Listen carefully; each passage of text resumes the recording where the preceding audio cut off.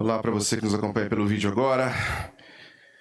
Sejam todos muito bem-vindos. Nos reunimos aqui em nome de Jesus para adorá-lo, para exaltá-lo, para aprender princípios e valores que têm a ver com o que o nosso Senhor nos deixou de ensinamento.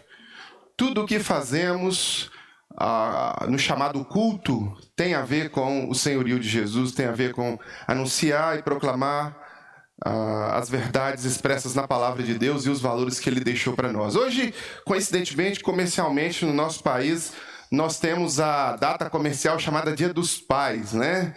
Não sei se os irmãos perceberam, mas parece-me que a escola e alguns setores da sociedade estão esquecendo um pouco essa data. Perceberam isso? Isso é intencional, né? Isso é uma manipulação cultural. Claro que essa data é uma data puramente comercial, é para vender mesmo e tudo, mas, de certa forma, suscita uma discussão nessa época, né? Há um momento de confraternização familiar, etc, etc, etc. Os pais ficam mais sensíveis, os filhos também. Aí o pai ganha presente, eu mesmo ganhei, olha só. Ganhei um presente, então a gente fica feliz, né? Um momento de alegria e tudo. Mas a esquerda revolucionária brasileira tem o intento de desconstruir esses dias do pai, dia das mães, né? Para que eles possam reconstruir, reconfigurar de outra forma. Porque a família, que é a coisa mais importante para Deus, atenção, quando Deus criou o mundo, Deus, logo em sequência da obra da sua criação, colocou uma igreja? Não. Uma empresa? Não. Colocou uma família no Éden. Então, a coisa mais importante que existe são as famílias. E nós temos, infelizmente, que lutar contra, às vezes, uma cultura que tenta desconstruir a família a todo custo. Pais, né? Nós não vamos falar sobre eles especificamente. Sobre os pais nós vamos falar no final. Nós vamos ter um momento específico de orar pelos pais e uma homenagem para os pais. Mas eu quero, antes de entrar na nossa reflexão, dizer que tem sido difícil também configurar socialmente esta figura. O que é um pai, né? Pai pressupõe integridade. Pai pressupõe inteireza de coração. Pai pressupõe provisão. Pai pressupõe valores morais e éticos elevados. Pai pressupõe uma figura que vai pegar o filho e influenciar o filho de toda forma, de forma poderosa, para ser a melhor pessoa possível. Compreendendo também a área espiritual, ou seja, o pai é aquele que traz para a igreja, é o sacerdote do lar. A Bíblia chama o pai de sacerdote, de pastor da casa. Mas nós não temos essas características nos pais de hoje, infelizmente. Os pais estão mais preguiçosos, mais ensimesmados, mais envolvidos com seus próprios desejos e vontades do que qualquer outra coisa. O eu do pai, às vezes, está acima de qualquer coisa, e filhos são criados sem o devido exemplo dentro da própria casa. Que isso não aconteça conosco. Porque hoje nós temos muitos filhos órfãos de pais vivos. Por que órfãos? Porque os pais só sabem, às vezes, trabalhar, colocar o que a matéria consegue dentro de casa, que é comida, lazer, etc., estudos, e mais nada. Nada de espiritual, nada de valores morais elevados, nada de exemplo que seja de fato seguível. E com isso a sociedade vai cada vez mais sendo destruída. Filhos também, na nossa sociedade atual, desonram muito seus pais. Ensimesmados, rasos e que sabem tudo. A geração Z é a geração que mais sabe de tudo, né? Se você tem um filho na geração Z, você vai saber que ele é um professor. Né? Ele vai te ensinar o tempo inteiro sobre algo que você, sabe, já passou 1000 vezes, mas ele sabe mais. Infelizmente, filhos que desonram os pais, filhos que realmente não consideram a figura de pai, cumprindo o mandamento com promessa, que é o único mandamento com promessa, honrar pai e mãe para quê? Se prolongue seus dias sobre a terra. É o único mandamento que tem com promessa. Há uma consequência para essa ação, honrar pai e mãe. Então nós vivemos uma sociedade desconstruída. Infelizmente, não é uma data a se comemorar. É uma data que a gente, infelizmente, tem muitos dissabores em lembrar dela. Mas que nós podemos, eu e você, podemos ocupar um lugar de filho que honra o pai, mesmo que o pai não mereça, você deve honrá-lo. Mesmo que seu pai tenha te criado de uma forma totalmente longe de Deus, ou que seja o pior exemplo possível, você tem que honrá-lo. Ou mesmo que os seus filhos também não mereçam, você tem que ser o melhor pai possível. O pai mais próximo da vontade de Deus, etc, etc, etc. Então, que nós oremos pelos papéis de pai, de mãe, de família, e que nós também possamos viver os princípios que Deus nos deixou. Pois bem, meus irmãos, Moisés estava no monte, e eu falei no Monte Sinai, e eu falei de um dos mandamentos, que é esse, né, o mandamento com promessa, que é honrar pai e mãe. Mas ele estava ali recebendo o que nós conhecemos culturalmente como os 10 mandamentos. Dentre esses 10 mandamentos, é claro que esses 10 mandamentos eles se desdobram depois numa prática cultural, numa estrutura cultural de um povo, e isso chega até nós hoje, né? Mas ele recebe ali de Deus orientações em como estruturar inicialmente aquele povo que seria um povo que seria, de certa forma, nômade, né? Eles não seriam sedentários, eles iriam estar viajantes, eles estavam viajantes já, e depois eles estabelecem a sua vida sedentária, mas por enquanto nômades, né? E aí esses 10 mandamentos são escritos, e desses 10 mandamentos nós temos profetas, nós temos toda a estrutura cultural que fundou o nosso Ocidente, o que nós conhecemos como Ocidente, que é o pensamento judaico-cristão, que depois vem o cristianismo, completa esse fundamento originado no judaísmo, e aí nós temos o que nós chamamos de Ocidente hoje. A moral e o valor judaico-cristão é que norteiam o Ocidente, né? Os caras podem casar com uma mulher só por causa do pensamento judaico-cristão. No islamismo não é assim, na estrutura hindu não é assim, em outras estruturas não é assim. Você tem uma relação comercial de compra e venda por causa da estrutura judaico-cristã. Em outras estruturas não é assim. Uma estrutura socialista, por exemplo, norte-coreana, cubana, não é assim, etc, etc, etc. Então, essa estrutura, a partir de Moisés, ela é muito importante. E nessa estrutura, Deus orienta várias coisas que são importantíssimas, dentre elas o Shabá, né? E é o que nós vamos refletir um pouco hoje. O Shabá como sinal da aliança e sua plenitude em Cristo.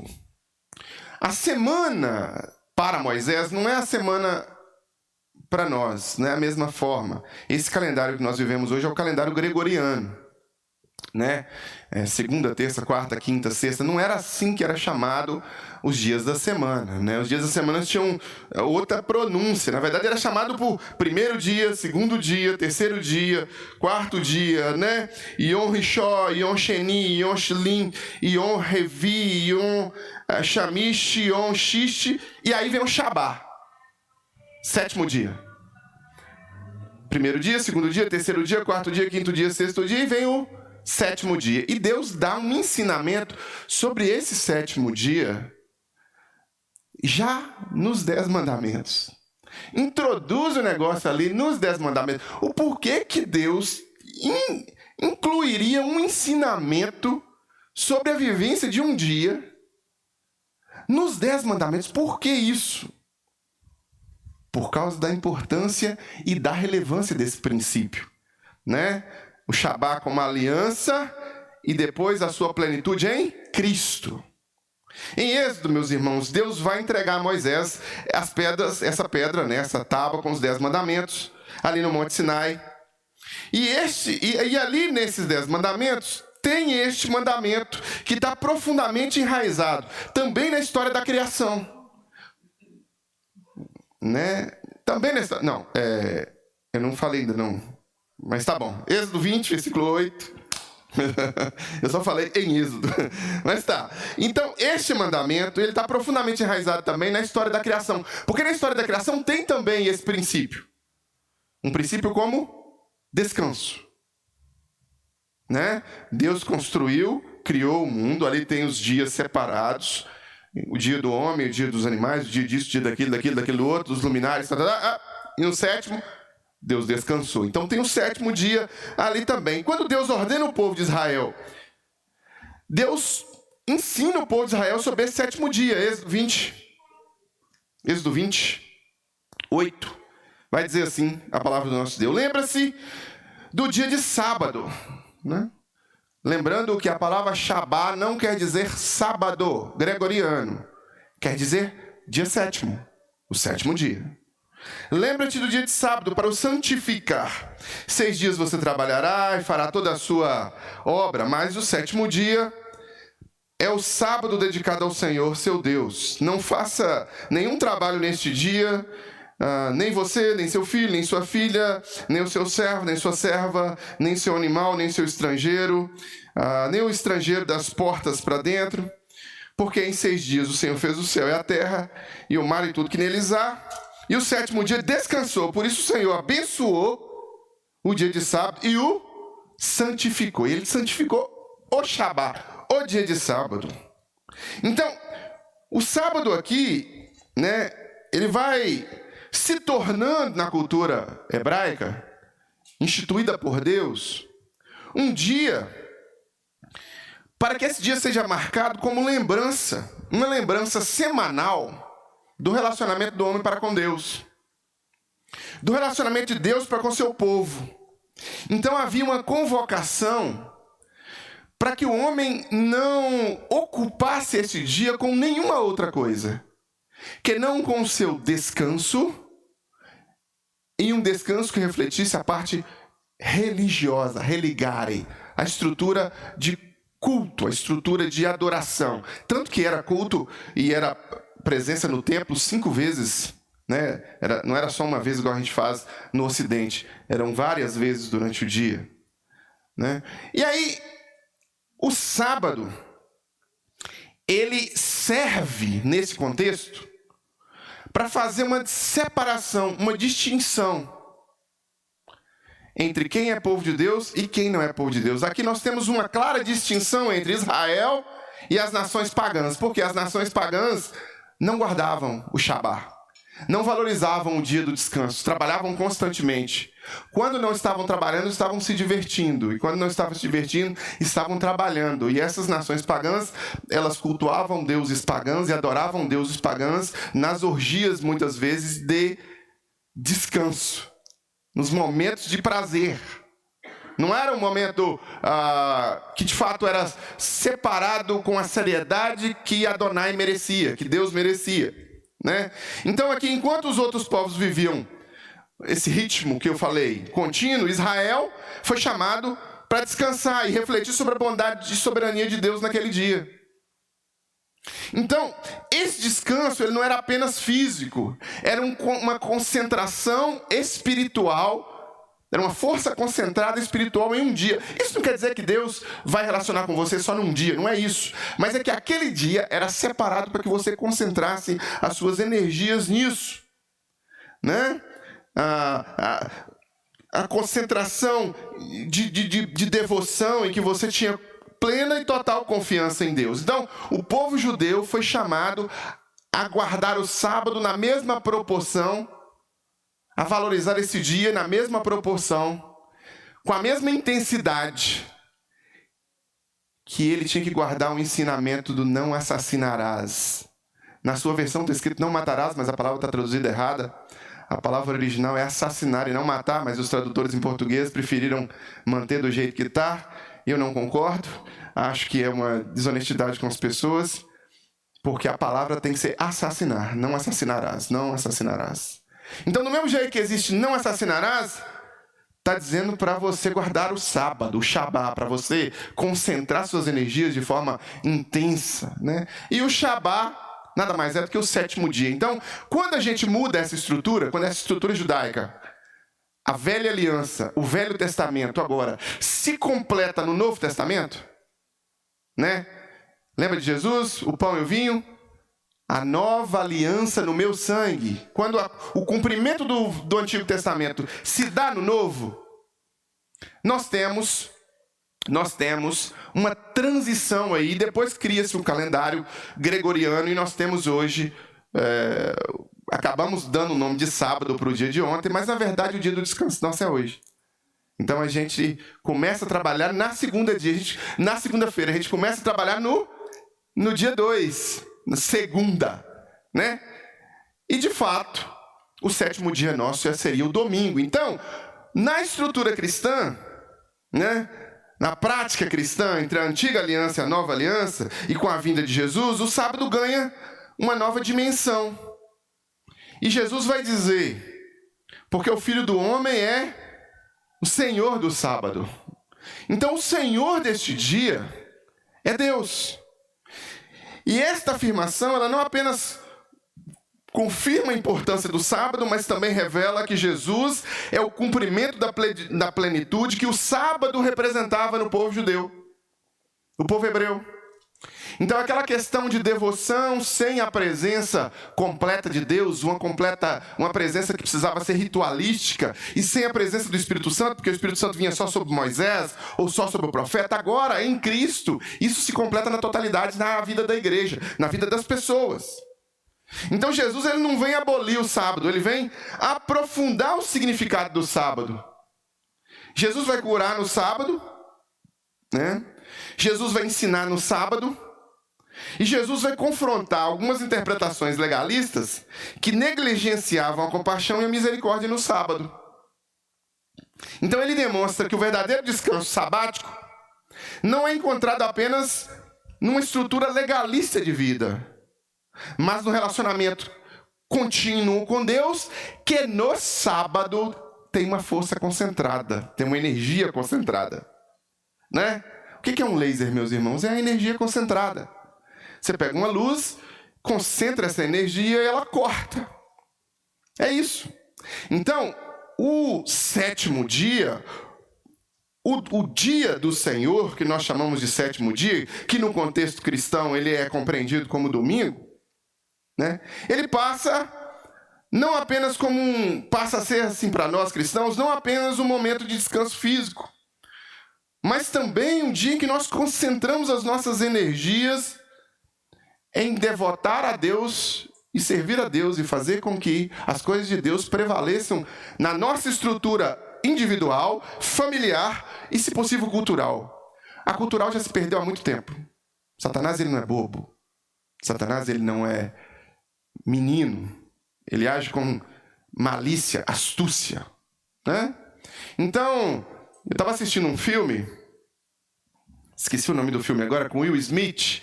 É um filme muito bacana. O Will Smith faz papel de um médico que descobre que está tendo um problema no cérebro, um neurologista, um neurocirurgião que descobre que os jogadores da NFL estavam tendo problemas porque futebol americano, né? Eles batem com a cabeça e eles começaram a ter problemas neurológicos. E aí ele vai escrever artigos sobre aquilo. E aí a liga de futebol americano começa a tentar calar a boca dele, porque senão vai atrapalhar o nosso negócio. Né? Sim, um tá doente, o outro tá doente, o outro tá doente, mas aí não dá para acabar com, né? E aí ele começa a peitar essa liga e uma hora lá tem um medalhão lá que vira para ele e fala assim: você está desafiando a liga de futebol americano? Você tem certeza que você vai brigar com esse povo? Você vai continuar defendendo essas suas teses? Deixa eu te falar quem são eles. A liga de futebol americano conseguiu tirar o domingo de Deus. Não existem cultos mais no horário dos jogos. E não existem mesmo. Os americanos só têm cultos pela manhã, irmãos. De fato. Né? Então, o diabo, ele não é menino. Ele sabe como agir. Ele sabe como minar socialmente uma estrutura para fazer com que essa estrutura seja, aos poucos, alterada ao longo do tempo. E a estrutura que nós vivemos cultural é uma estrutura muito fraca, muito superficial. É carnaval, é farra, o que mais que o Brasil tem? Nada. Futebol. Samba. São muitos prêmios, né? Nós ganhamos muitos prêmios nobres. Nós temos muitos. Não, nenhum. Nenhum prêmio Nobel. mas nós exportamos samba. Nós temos o melhor futebol.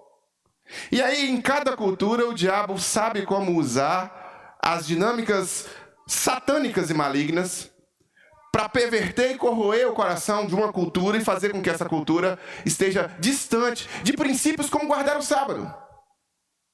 Quais são os dias que a Globo sempre estipulou, e ela, graças a Deus, está perdendo poder hoje, e a Globo é um grande instrumento de Satanás na cultura brasileira? Se você... Claro que aqui ninguém assiste isso, eu tenho certeza que nem você que está me assistindo, mas lá na França eu sei que tem pessoas que sintonizam na Globo. É você abrir a porta do inferno na sua casa. As novelas foram que formataram a cultura como ela é. As estruturas de mentiras do Jornal Nacional foram que formataram e continuam formatando os brasileiros a serem tão imbecis e votarem de forma tão estúpida como votam. Graças a Deus, agora com a internet, a coisa melhorou um pouco e a gente está um pouco mais esclarecido, entendendo um pouco mais as coisas, né? Eu publiquei ontem sobre o caso Maria da Penha, sobre ser uma mentira, né? Maria da Penha nunca apanhou, irmãos. Nunca apanhou, mas a Globo fez você acreditar que ela apanhou.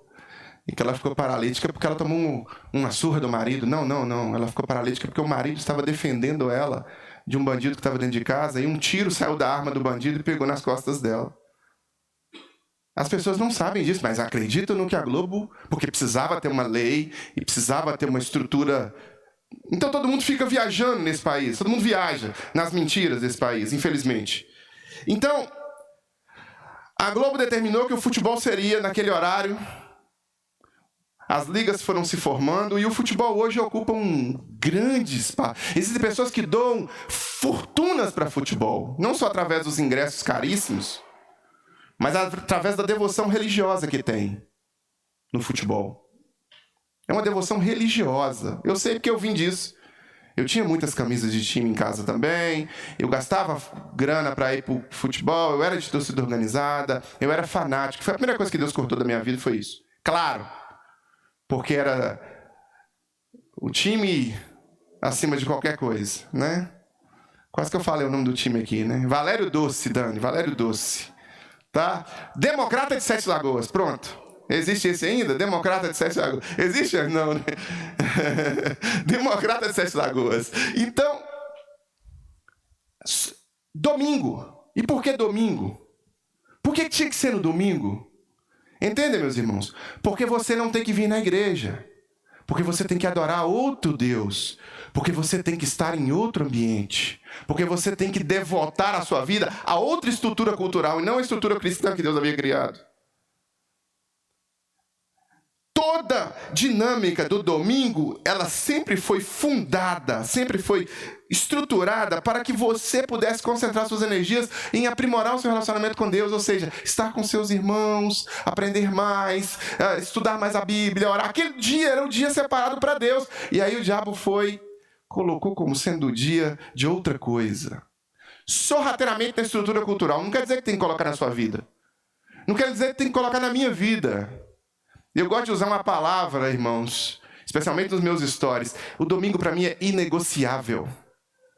Eu não negocio o domingo. A igreja é a minha desculpa para todas as outras coisas.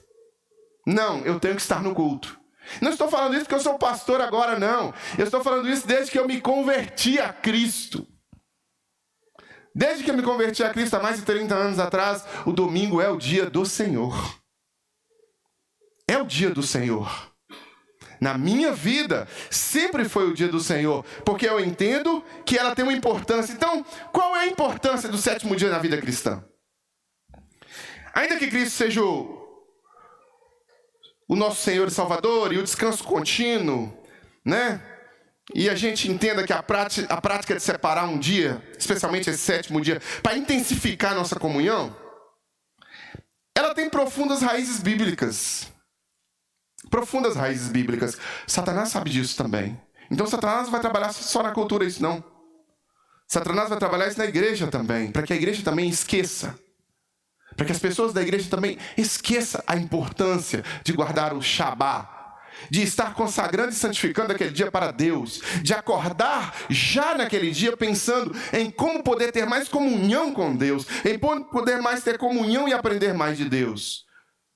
Ele vai trabalhar na sua mente, tentando te convencer de outros valores e elevar o seu pensamento para outros lugares. Então, olhando para a Bíblia, a gente vê que o Shabá é um dia de comunhão e adoração. Os primeiros cristãos viviam isso com intensidade muito profunda.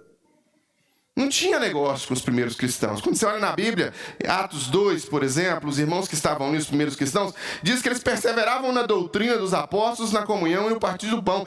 Separar um dia para focar intensamente na comunhão com Deus e com os irmãos é uma forma prática de seguir o exemplo dos primeiros crentes.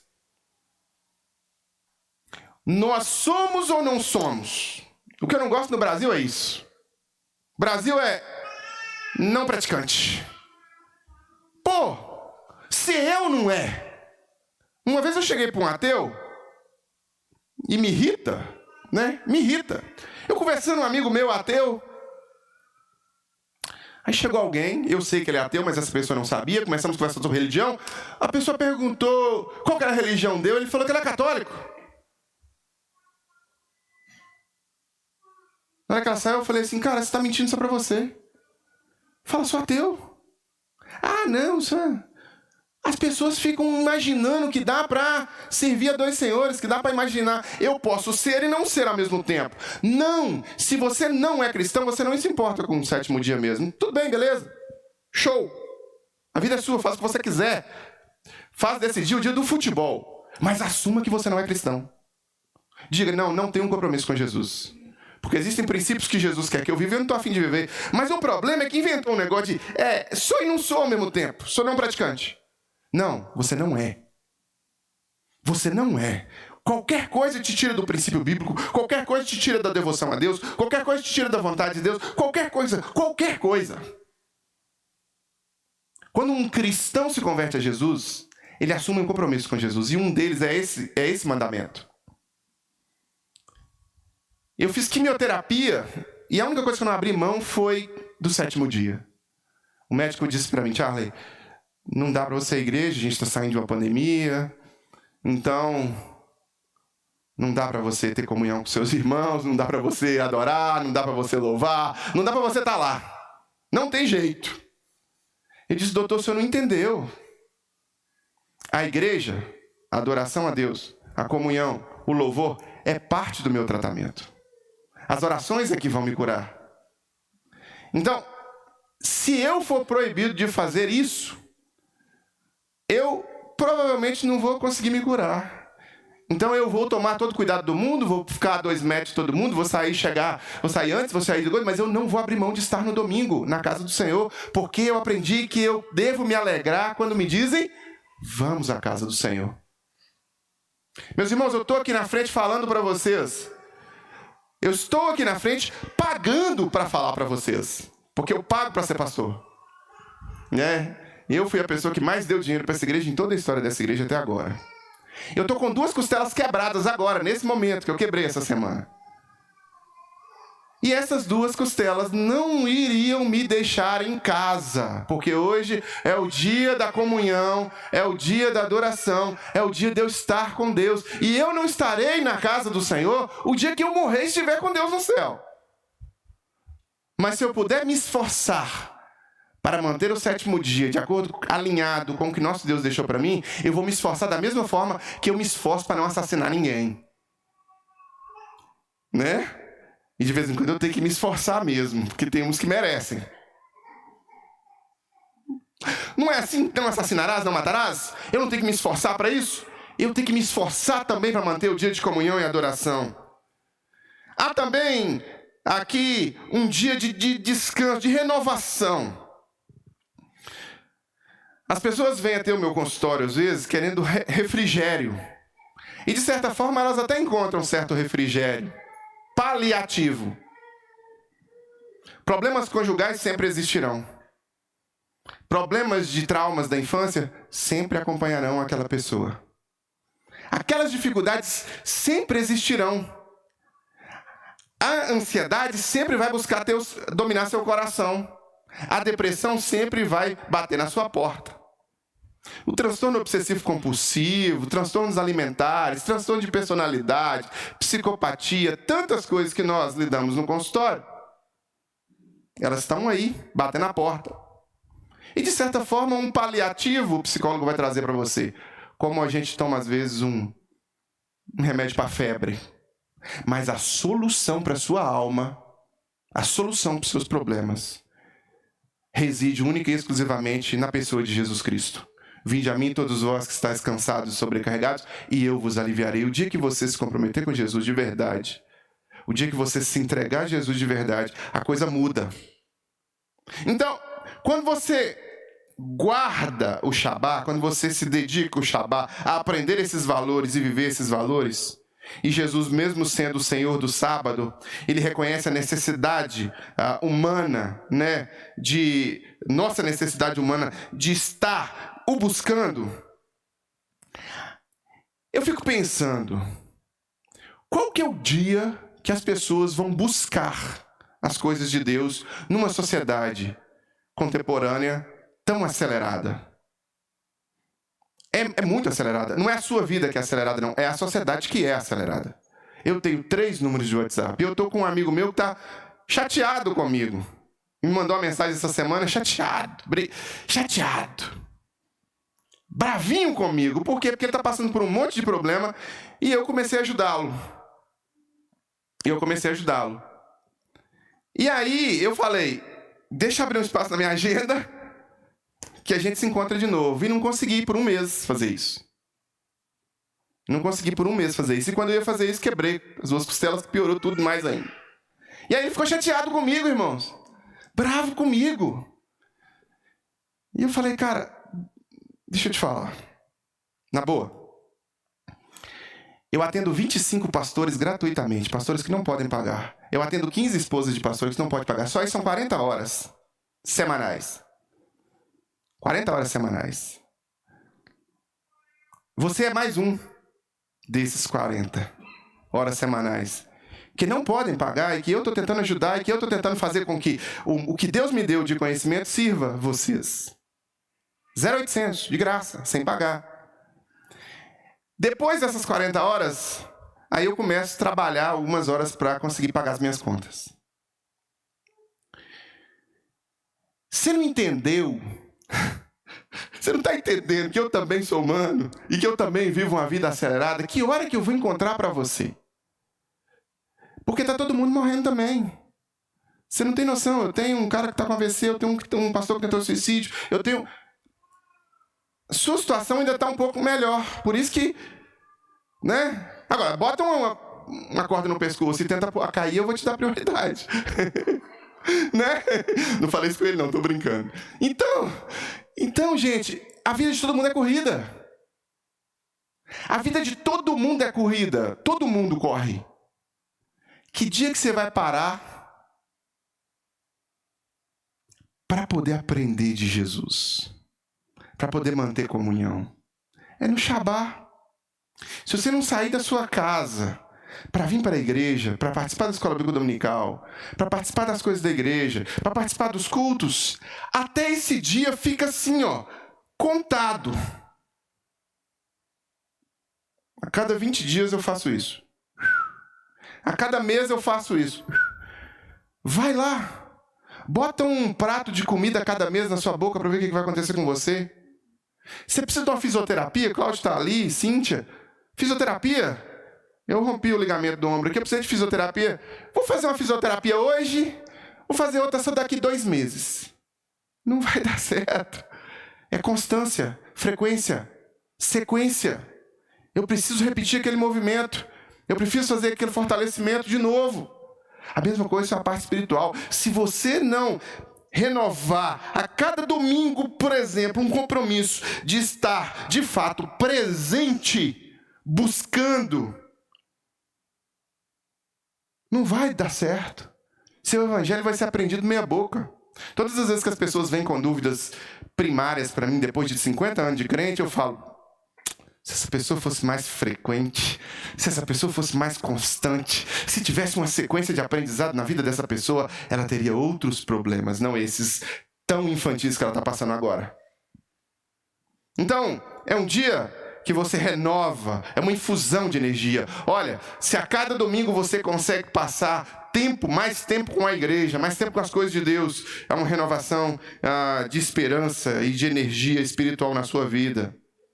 Dia de servir o próximo. O sábado não é apenas para descansar, mas também para fazer o bem.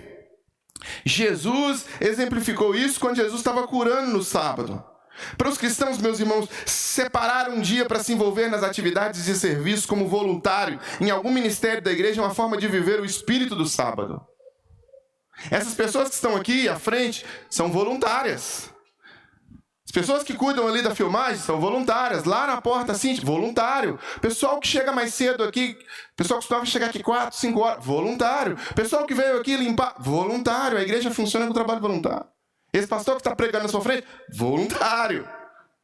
Não estou falando que não sou contra o pastor receber. Eu acho que quando o pastor ocupa todo o tempo dele com a igreja, não tem como ele pagar as contas. Ele tem que receber, óbvio, né? Eu sou contra esses mega salários, esses milionários que fazem dinheiro às custas do dízimo das pessoas. Mas, voluntário. Então, este dia, ele também é um dia propício ao serviço. Então, quando você serve, quando você está comprometido com o domingo, você está comprometido em servir. Mas, irmãos, a gente arruma tempo para tudo no domingo, no Shabá. A gente arruma tempo para dormir, a gente arruma tempo para fazer churrasco, a gente arruma tempo para... Não estou falando que você não tem que dormir, que você não tem que fazer churrasco, né? Não entendam mal.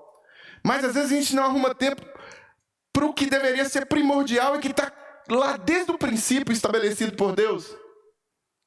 Guarda os dias de sábado. Guarda o seu Shabá. Guarda o seu 7º dia. Cuidado com ele. Proteja-o. Santifique-o. A palavra santificar, kadosh, quer dizer separar. Separe-o.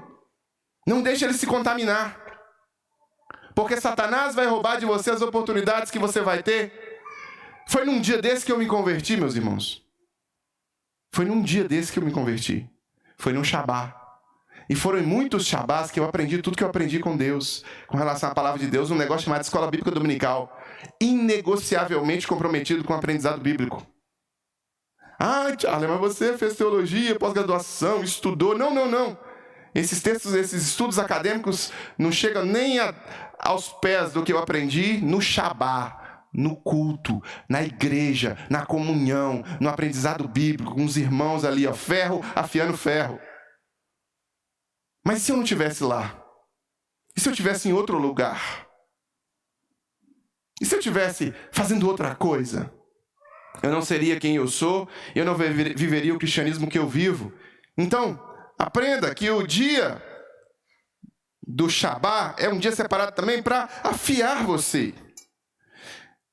E por último, é um dia de reflexão, é um dia de crescimento espiritual. O autor de Hebreus, o apóstolo Paulo, ou alguém muito próximo ao apóstolo Paulo, vai nos advertir a não deixarmos de congregar. Não deixarmos de congregar, como é costume de alguns.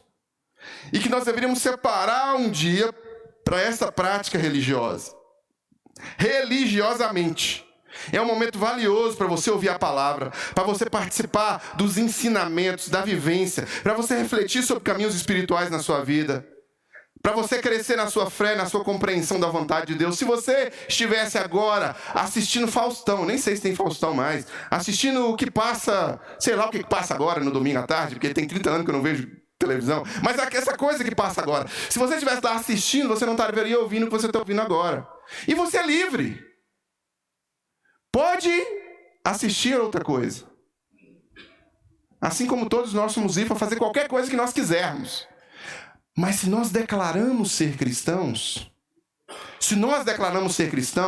e se nós queremos herdar a vida eterna, nós devemos levar o que nós fizermos a sério. É assim que nós fazemos com os nossos alunos. Você está dando aula? Você não vem na aula, o que acontece com você? Não vai na aula, o que acontece com você, garoto? Fala para mim. Bomba! Não é assim? Não foi na aula? Bomba, bum! Tomara que seja assim. Ele estuda onde, Cláudio? Santa Maria, não. Lá vai tomar bomba. Bomba, bum! Assim também é com Deus. Não tem problema. Existe um lugar chamado lago que arde com fogo e enxofre, que é a reprovação. Que é a bomba daqueles que não têm Jesus. Não tem problema. Você pode não ir na igreja, você pode não se devotar a Deus, você pode questionar tudo, você pode ser o sabichão. Não tem problema. Depois que o jogo acabar, a gente vai ver. Né? Quando o jogo acabar, aí nós vamos ver o que aconteceu. Paga para ver. Paga para ver. Não tem problema. Todo mundo é livre. Mas se você se comprometeu com Jesus, você tem que se comprometer com os princípios. E um deles é guardar o domingo. Guardar o Shabá. Guardar o sábado em Cristo significa reconhecer que Cristo é o nosso descanso. Cristo é o centro das nossas vidas. E como cristãos nós somos chamados a viver em uma confiança constante na obra redentora dele. Descansando e deixando as obras da carne e confiando na graça de Deus. Assim, meus irmãos, cada dia pode ser vivido de forma profunda nas nossas vidas, tendo a convicção de que o ponto alto da nossa semana será o Shabá. Essa semana eu ouvi isso de um jovem do nosso estudo bíblico. Ele disse assim: eu fico na expectativa. Eu disse para minha esposa que o ponto alto da minha semana é o dia do nosso estudo bíblico. Que bênção! Sedento de Deus, faminto de Deus, vivendo a palavra de Deus, crescendo em Cristo, herdando a vida eterna. Não tem problema, não precisa participar dos estudos, não precisa vir no culto, não precisa acreditar em Jesus, não precisa nada disso, também não precisa entrar no céu. Causa, consequência. Não tem problema. Eu digo que assim, as pessoas às vezes elas não entendem, né? Não tem que forçar ninguém a entrar no céu. Não tem que forçar ninguém a ser cristão. Agora, se você é cristão, você tem que se comprometer com os princípios. Porque quando você não compromete com os princípios, você dá um mau testemunho. As pessoas olham para você e falam assim: uai, mas você não é cristão? Seu marido vai olhar para você e falar assim: uai, mas você é cristã? Sua esposa: você é cristão? Testemunho cristão pressupõe firmeza. Firmeza pressupõe compromisso. Compromisso pressupõe viver o que a gente prega. Não está nos 10 mandamentos? Não está nos princípios cristãos? Então eu estou disposto a viver. Ah, mas meu pai não gosta. De fato, meu pai nunca gostou. Ah, mas minha mãe não gosta. De fato, minha mãe nunca gostou. Mas quem amar mais pai e mãe do que a Cristo não é digno de Cristo. Eu estou disposto a pagar o preço. E eu estou disposto a ir contra a cultura, contra uma estrutura familiar errada. Estou disposto a dar o testemunho de que ao invés de ficar em casa como eles, eu quero estar na igreja.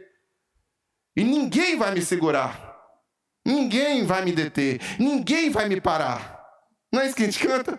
Meu alvo é Cristo, Os crentes são os maiores mentirosos que tem no Brasil. Porque cantam um monte de coisa que não estão dispostos a viver de verdade. Parece uma ilusão, parece uma fumaça que a gente tem no culto, e depois essa fumaça vai embora. Cristianismo pressupõe renúncia. Quem quiser me seguir, né, que seja assim mesmo. Então, tem que encarar quem é que pensa diferente mesmo. Tem. E tem que estar disposto a entender que a cegueira espiritual não vai dominar a sua vida. Não vai. Não vai. Se Karina quisesse ficar em casa, ela ficaria. Graças a Deus eu casei com a mulher abençoada, serva de Deus, mas a vida é dela. Se ela quiser ficar em casa, eu não. Eu não estarei dedicando o meu Shabá a outra coisa que não ao meu Deus, a edificação do corpo, a comunhão e ainda colocar os meus dons e os meus talentos para a disposição do reino de Deus. É isso. Então guardar o sábado significa reconhecer a importância desse dia na vida cristã. Então, reservar o sábado, e esse sábado instituído na criação, dado a Israel como um sinal de aliança lá atrás, ele vai encontrar o verdadeiro cumprimento em Cristo, que é o Senhor do sábado, e em sua morte e ressurreição. E Cristo vai nos convidar a entrar no verdadeiro descanso espiritual como seguidores dele. E eu e você somos chamados a viver num estado constante de confiança em Cristo e estarmos dedicados de fato a cumprir os princípios. Então, separar um dia para essa prática religiosa de comunhão, serviço, reafirmar o nosso compromisso com Deus e com o seu reino, é muito importante. Não é algo superficial, irrelevante, descartável. Não é. Não deve ser. Você sabe por quê? Porque esse é o pior testemunho que um cristão pode dar. Esse é o pior testemunho que você pode dar para sua família. Esse é o pior testemunho quando você, por qualquer coisa, abandona princípios que estão pré-estabelecidos. Princípios que estão claros. E é isso que Satanás quer mesmo.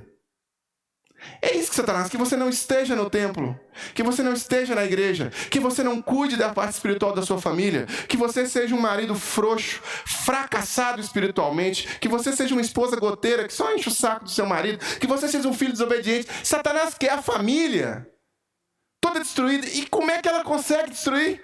Tirando os princípios, os valores cristãos. Até os ateus da nossa sociedade se beneficiam pela estrutura cristã que nós criamos. Até os ateus são protegidos. Até que não acreditam em Jesus, o Ocidente é fundamentado no pilar judaico-cristão. Se não fosse, se não é essa barreira judaico-cristã, vamos imaginar que essa barreira caiu e entra a barreira islâmica. O que acontece? A sociedade vira outra. A Sharia domina, não é a Bíblia mais. Não é os princípios cristãos que foram aprendidos culturalmente. Caiu a barreira cristã, entrou o socialismo, o comunismo norte-coreano, por exemplo. O que acontece? Acabou com as liberdades individuais que a Bíblia ensina, prega. Liberdade, cada um é livre, igual eu falei aqui. Você é livre para fazer o que você quiser. Causa consequência. Eu só não posso deixar de te avisar que plantou, você vai colher. Isso eu não posso. Eu não tenho como te obrigar a servir Jesus, mas eu tenho como te avisar que Ele é o único caminho. E sem Ele não há salvação. Aí sim, eu tenho que te avisar. Agora, se você não quer caminhar com Ele, a vida é sua, o problema é seu. Você pode ser um bom batista e morrer e ir para longe de Jesus, não tem problema. Porque a estrutura religiosa, ela em partes ela é importante, mas ela não vai te salvar, é Cristo que vai te salvar. Então, irmãos, voltando aqui em Moisés para a gente finalizar, quando ele recebe as tábuas da lei e nas tábuas está escrito: guardar dias de sábado, é para que esse ensinamento que em Cristo depois é transferido para nós cristãos da nova aliança, seja escrito no nosso coração. Então quero te fazer 2 desafios e quero te encorajar a tomar 2 decisões diante dessa minha exposição, e eu fico até mais empolgado em falar disso porque eu vejo como que o diabo tem tido sucesso. O maior sucesso do diabo não é em danceteria, em boate. O diabo não está nem aí para isso. O maior sucesso do diabo é na igreja. É convencendo aqueles que estão dentro da igreja ou próximos à igreja das coisas que ele quer. E uma delas é convencer que é supérfluo você guardar o sábado. Guardar o Shabá. É supérfluo você, sabe? Não é importante. Se eu conseguisse te convencer que não é importante você comer, né? O que aconteceria com você? Não é importante você tomar aquele remédio que o médico prescreveu. Não é importante você fazer determinado... beber água. Não é importante. Não beba água. O diabo consegue convencer você que Deus não é importante. Que o dia separado, santificado por Deus não é importante. Então, a primeira coisa... se você não tem um compromisso com Jesus, você tem mais uma oportunidade, de abrir seu coração e permitir que Jesus reine nele. Então, eu nunca deixo de fazer esse apelo. Eu apelo ao seu coração, porque eu quero chegar diante de Deus com a consciência tranquila de ter feito esse apelo a você. Então, quando você chegar no céu, na porta do céu, ela estiver fechada para você, você não vai poder dizer assim: o Charlie nunca me avisou. Assim como ninguém pôde dizer que Noé nunca os avisou. Assim como Sodoma e Gomorra nunca puderam falar também que Abraão não avisou. Todos que foram consumidos pela ira divina, e a ira divina está presente na Bíblia, apesar do politicamente correto fazer de conta que não, e os pastores ficarem pregando uma mensagenzinha adocicada, a ira divina virá sim e você vai queimar no inferno. Quando você estiver com a porta fechada, portão trancado, você vai dizer: eu ouvi. Eu devia ter ouvido e não ouvi, estou aqui, porta fechada para mim, vou descer. Beleza. Mas se você não quer que essa porta esteja fechada, a chave é Jesus. Entregue-se. Entrega o teu caminho ao Senhor, confia nele e Ele tudo fará. Deixe Jesus fazer a diferença na sua vida, quebrante-se diante dele e arque com boas consequências na sua vida. Não gosto de ficar passando a mão na cabeça de ninguém, por isso que eu já dou o recado direto, sincero, claro, sem floreamentos. Comprometa-se com Jesus. Você está perdendo seu tempo. Você está perdendo, sabe, você perde seu tempo com a religião quando você não se compromete com Jesus e fica indo na igreja. Você perde o seu tempo quando você não se compromete com Jesus e quer entrar no céu. Não vai. Não vai. Não vai. Não pensa que vai não, porque não vai. E o segundo apelo, o segundo encorajamento da noite, é que você faça um compromisso com o seu Shabá, o seu sábado, o seu 7º dia. O 7º dia foi criado por Deus para ser separado e santificado. E o seu? Como é que está sendo? Talvez está na hora de melhorar. Talvez está na hora de criar um pouquinho mais de confusão com sua esposa, com seu marido. Talvez está na hora de criar um pouquinho mais de confusão com seu pai. Talvez está na hora de deixar um pouquinho mais essa televisão, essa internet. Talvez está na hora de realmente ser cristão de verdade e pagar o preço para ser cristão. Porque se eu fosse fazer a vontade dos não cristãos que moravam comigo, eu nunca viria ao culto. Me lembro de um dia ser muito criticado por ser fanático. A gente estava no Shabá fazendo teatro e eu tinha um grupo de teatro, eu estava com o rosto pintado e um dos membros da minha família chegou em casa e disse: olha lá o fanático, olha lá o fanático religioso. E a gente fez um trabalho, era 3 da tarde. Quando era mais ou menos às 17 horas, eu voltei para casa e aquela pessoa estava pelada, debaixo do chuveiro, envolto no próprio vômito. De tanta cachaça que o Shabá dele promoveu para ele estava bebendo desde cedo. Então ficou muito bêbado. E aí aquele tanto de vômito assim no banheiro, e eu passei na porta e olhei e orei e pedi misericórdia de Deus. Mas cada um com sua consequência da sua própria vida. Cada um com sua consequência da sua própria vida. Uma vida em Cristo pode ser chamada de fanática, mas eu quero ter as consequências de bênçãos de Deus na minha vida. Então faça o seu compromisso. Sabe, leva o cristianismo a sério. Leva Jesus a sério mesmo. Para com esse negócio de ficar meio lá, meio cá. E faça um compromisso de separar o Shabá, o sábado santo do Senhor, que é o que nós chamamos de domingo na nossa cultura ocidental. E nós já acordamos de manhã cedo pensando em como poder aprender uma coisa nova, em como vir para a escola bíblica, em como cultuar a Deus, em como adorar a Deus, em como fazer coisas melhores para Deus. Coloca na sua agenda, faça isso um compromisso cristão. E não seja um cristão meia boca. Mas, se você não quiser, a vida é sua. Paciência. Você também está sendo convocado. Eu farei isso, como eu sempre faço. E se ninguém mais quiser, se os meus filhos não quiserem Jesus, se Karina não quiser Jesus, eu vou continuar firme, porque quero fazer parte do que Jesus chamou de pequeno rebanho. Pequeno rebanho de pessoas que habitarão na casa do Senhor eternamente. E eu quero fazer parte disso. E eu quero encorajar você a fazer parte disso também. Curva a sua cabeça, ore comigo. Pai, em nome de Jesus, oramos ao Senhor com gratidão no coração, porque o Senhor instituiu para nós princípios, valores que muitas vezes queremos relativizar com o nosso coração enganoso ou com a nossa cultura porca, imunda, que jaz no maligno e que cerca as nossas vidas e cerca as nossas famílias. Tem misericórdia de nós, tem misericórdia das nossas famílias, das nossas vidas. Que o Senhor, Pai, em nome de Jesus, possa realmente encontrar morada no nosso coração e trazer o nosso coração a um compromisso real com o Senhor.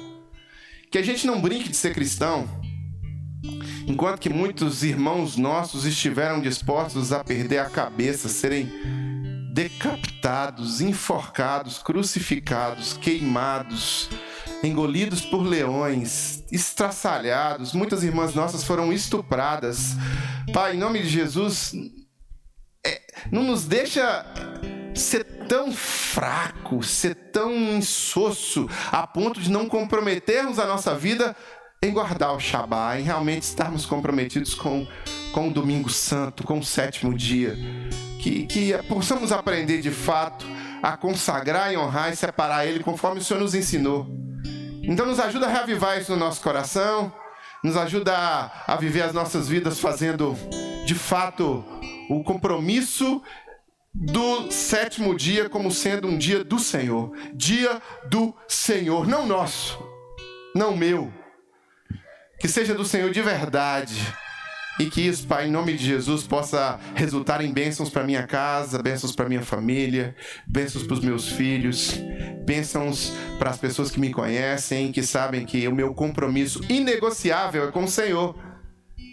E que esse compromisso inegociável com o Senhor possa render frutos de novas pessoas também comprometidas inegociavelmente com o Senhor. Se porventura alguém aqui que me ouve agora, ou me ouve no Spotify, YouTube, Facebook, que o Senhor porventura ainda não tenha feito morada nesse coração, que a partir de hoje essa vida seja tocada pelo Teu Espírito e haja um compromisso com o Senhor. Que a partir de hoje os valores do Teu reino sejam considerados como importantes. Que a partir de hoje, Deus, a vida cristã prática possa transformar este coração enganoso em um coração quebrantado e contrito, e que o Senhor possa fazer morada nesta vida e fazer esta vida uma vida nova. E como o apóstolo Paulo falou, transforme em uma nova criatura. Também orar ao Senhor, Deus, pelos compromissos feitos das pessoas que querem realmente viver um evangelho inegociável. Que o seu dia do Senhor seja de fato do Senhor, e que a gente não abra mão mais, e que a gente realmente pare com esse negócio de ficar dando desculpas esfarrapadas e enganando-nos a nós mesmos. E a gente seja cristão de verdade, que a gente viva os princípios que a gente prega, e que a gente pare com esse blá blá blá evangélico, papo furado de que mais isso e aquilo, a mulher que tu me deste, o marido que não sei o quê, que chega! Que a gente confesse os nossos pecados e que a gente conserte os nossos pecados. E que as nossas vidas sejam renovadas, restauradas. E que a gente pare de dar mau testemunho para as pessoas. Com esse evangelho raso e sonso que às vezes a gente tem, de descomprometido. Nos ajuda a termos mais compromisso de fato com as coisas do Senhor, com o reino do Senhor, com os propósitos do Senhor. Assim como o Senhor tem compromisso conosco. Assim como o Senhor tem compromisso conosco, e nós também possamos ter compromisso com o Senhor e honrar o Senhor, assim como o Senhor nos honra, e realmente fazer o que a gente pode fazer para que o Teu reino se propague, para construir realmente a estrutura cultural ao nosso redor, que venha refletir os Teus valores, que venham refletir a Tua glória, e que possamos ser vistos como exemplo positivo, comprometido e inegociável de compromisso com o Senhor. Que essa seja a nossa marca, assim como os nossos irmãos que vieram antes de nós foram, e que foram tão importantes, porque se aqueles irmãos ali são irmãos insossos, frouxos, superficiais, e não estão dispostos a morrer por Cristo, o Evangelho não chegaria até nós. Então, obrigado pela firmeza de cada um deles. Obrigado por não abrirem mão. Obrigado porque mesmo diante de perseguições das mais diversas, de Nero a Stalin, de Stalin a Hitler, de Hitler até Luiz Inácio Lula da Silva, cada um desses governantes que perseguiram a tua igreja através de decretos e promulgações de decretos, cada um deles, Pai, contou com um pequeno rebanho de pessoas que estava disposta a se comprometer inegociavelmente em fazer a tua vontade. Que assim seja conosco também. Nós não queremos prata nem ouro, nós não queremos bens materiais, nós queremos honrar o Teu santo nome.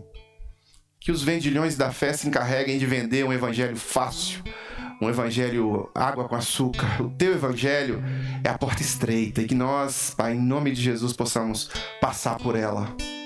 Viver aquilo que pregamos e pregar aquilo que vivemos de forma clara e contundente, sem abrir mão dos valores que o Senhor pré-estabeleceu para nós. E dentre eles, Pai, que possamos nos comprometer de verdade com guardar o Teu dia, o dia do Senhor, o Shabá do Senhor.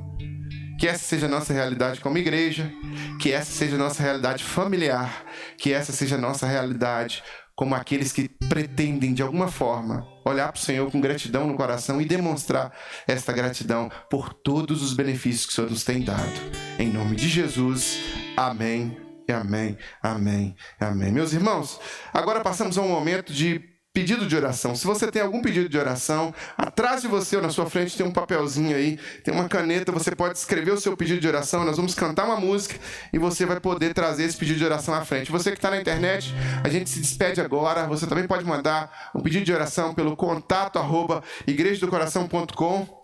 Se você quiser contribuir financeiramente com os projetos da Igreja do Coração, a chave Pix, para você que está no Spotify e não viu, é financeiro@igrejadocoração.com. Você pode de alguma forma nos abençoar os projetos. A igreja não cai do céu dinheiro, o Lula não manda dinheiro, né? Eu costumo brincar, o Zema não me liga. Oi, Charlie, tudo bem? Charlie, como é que tá aí? Tô aqui em Araxá, tô mandando uma verba para a Igreja do Coração pagar a luz, pagar a conta, pagar os quase 10 mil de aluguel. Não. Nós pagamos com os dízimos e as ofertas. É com a sua contribuição que nós pagamos as despesas da igreja. Então, sem a sua contribuição não tem como manter essa estrutura. Então, se você quiser contribuir, financeiro@igrejadocoração.com é a chave Pix. Que o amor de Deus o Pai, comunhão e consolação do Santo Espírito, graças a Jesus seja com você. E nós que aqui ficamos...